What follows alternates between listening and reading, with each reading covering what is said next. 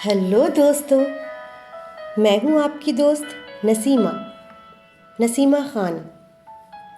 तो आज फिर मैं हाज़िर हूँ आपके सामने एक पोस्ट लेके जो कुछ दिन पहले मैंने पढ़ा था और वो मेरे दिल के अंदर तक समा गई थी और ज़िंदगी का एक वास्तविक दृष्टिकोण मेरे सामने आया था। तो सोचा आप लोगों के साथ वो शेयर करूँ। उस पोस्ट का नाम था, मैं मकान लेकर कहीं जाऊंगा थोड़े ही। कल अपनी पुरानी सोसाइटी में गया था। वहाँ मैं जब भी जाता हूँ मेरी कोशिश होती है कि अधिक से अधिक लोगों से मुलाकात हो जाए। कल अपनी पुरानी सोसाइटी में पहुँचकर गार्ड से बात कर रहा था और क्या हाल है आप लोगों का। तभी मोटरसाइकिल पर एक आदमी आया और उसने झुककर प्रणाम किया। भैया प्रणाम। मैंने पहचानने की कोशिश की, बहुत पहचाना पहचाना लग रहा था पर नाम याद नहीं आ रहा था। उसी ने कहा, भैया पहचाने की नहीं, हम बाबू हैं बाबू, उधर वाली आंटी के घर काम करते थे। मैंने पहचान लिया, अरे ये तो बाबू है, सी ब्लॉक वाली आंटी का नौकर। अरे बाबू तुम तो बहुत तंदुरुस्त हो गए हो, आंटी कैसी हैं? बाबू हंसा, आंटी आंटी तो गईं। गईं? कहाँ गईं? उनका बेटा विदेश में था, चली गईं क्या? ठीक ही किया उन्होंने, यहाँ अकेले रहने का फ़ायदा ही क्या था। अब बाबू थोड़ा गंभीर हुआ, उसने हंसना रोक कर कहा, भैया आंटी जी भगवान के पास चली गईं। भगवान जी के पास? ओह कब? बाबू ने धीरे से कहा, 2 महीने हो गए। क्या हुआ था आंटी को? कुछ नहीं, बुढ़ापा ही था, और बुढ़ापा एक बीमारी ही तो है भैया। उनका बेटा भी बहुत दिनों से नहीं आया था, उसे याद करती थी पर अपना घर छोड़कर वो कहीं नहीं गई। कहती थी कि यहाँ से चली जाऊँगी तो मकान पर कोई कब्ज़ा कर लेगा। बहुत मेहनत से मकान बना है ये। हाँ वो तो पता ही है, तुमने खूब सेवा करी है आंटी की। अब तो वो चली गई, अब तुम क्या करोगे? बाबू फिर हंसा, मैं क्या करूँगा, पहले अकेला था, अब गांव में फैमिली को ले आया हूँ। दोनों बच्चे और पत्नी अब मेरे साथ ही रहते हैं। यहीं मतलब इसी मकान में? जी भैया। आंटी के जाने के बाद उनका बेटा आया था, 1 हफ्ता रुक कर चला गया।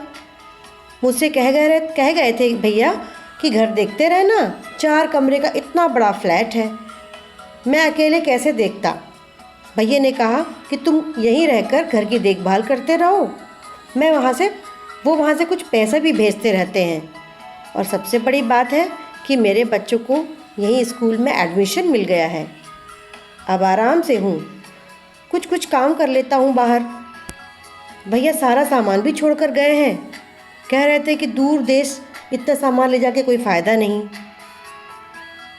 मैं हैरान था। बाबू पहले साइकिल से चलता था, आंटी थी तो उनकी देखभाल करता रहता था, पर जब आंटी चली गई तो वो 4 कमरे के मकान में आराम से रह रहा है। आंटी अपने बेटे के पास नहीं गई कि कहीं कोई मकान पर कब्ज़ा ना कर ले। बेटा मकान नौकर को देके चला गया और ये सोचकर कि वो रहेगा तो मकान बचा रहेगा। मुझे पता है मकान बहुत मेहनत से बनता है, पर ऐसी मेहनत किस काम की जिसके आप सिर्फ पहरेदार बनकर रह जाएं।